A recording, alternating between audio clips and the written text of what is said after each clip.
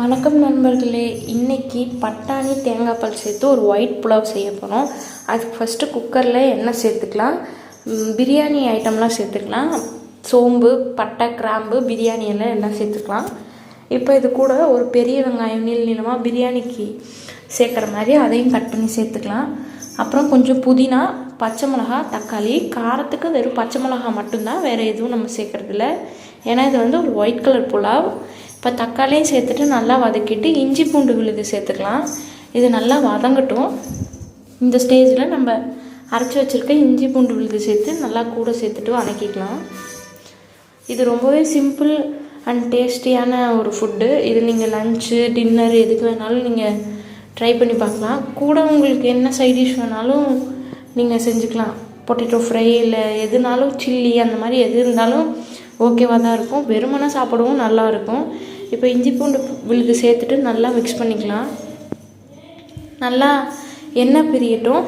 இப்போ ஊற வச்சுருக்க பட்டாணி சேர்த்துக்கலாம். இதை நம்ம ஒரு 6 மணி நேரம் ஊற வச்சுருக்கோம். நல்லா வாஷ் பண்ணிவிட்டு இந்த பட்டாணி ஆட் பண்ணிக்கலாம்.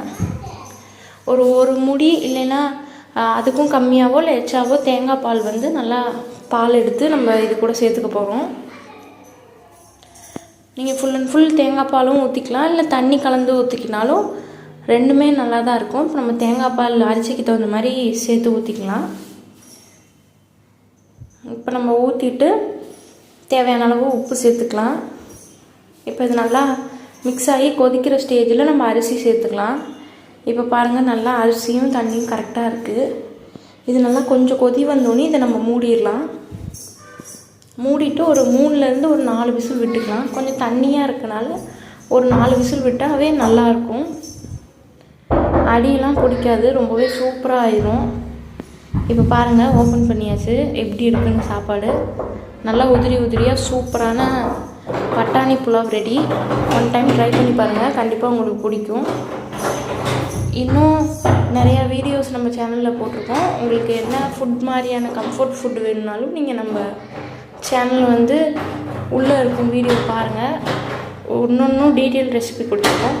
இது எல்லாமே வீட்டில் செய்கிற ஹோம்மேட் ஃபுட்ஸ் தான். எல்லாமே நல்லா டேஸ்ட்டாக இருக்கும். ஒன் டைம் ட்ரை பண்ணி பாருங்கள். அதை விட ரொம்ப சிம்பிளான ரெசிபி தான்.